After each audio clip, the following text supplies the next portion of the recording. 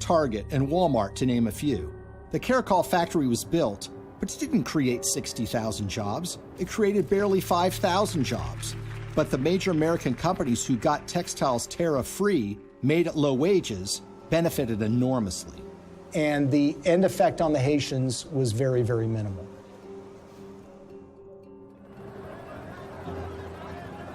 If you look at some of the infrastructure projects that were undertaken, the Clintons had very grand plans to build large tracts of homes, and there were contractors that were selected for those projects. Sometimes the contractors had experience, sometimes they did not.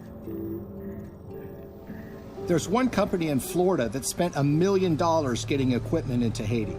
They had experience in disaster relief, but according to the owners of that company, they only made a small donation to the Clinton Foundation. And guess what?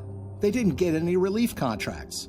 On the other hand, the contractors who did win the awards were given the opportunity to build homes, and in some instances were supposed to build tens of thousands of homes for Haitians. They ended up building a fraction of that.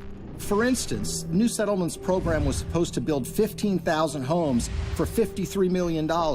Instead, it built 2,600 homes, less than a quarter of the original estimate, for $90 million, or $47 million over budget. And they got away with it. So you had contracts going to these relief organizations that were also involved with the Clinton Global Initiative.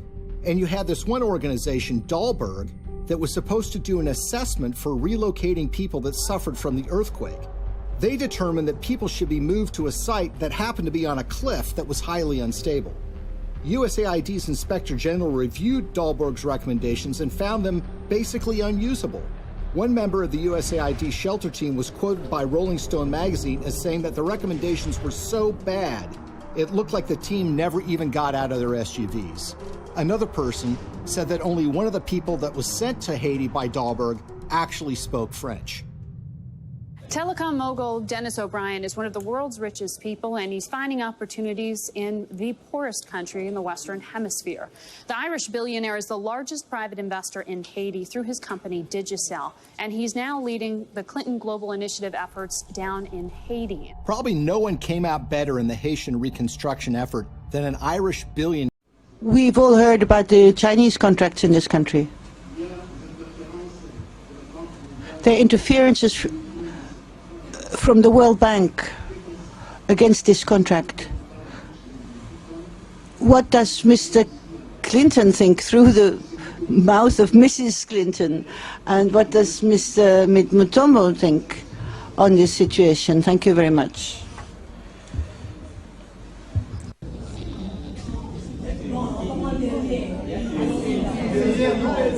Wait, you want me to tell you what my husband thinks? My husband is not the Secretary of State. I am.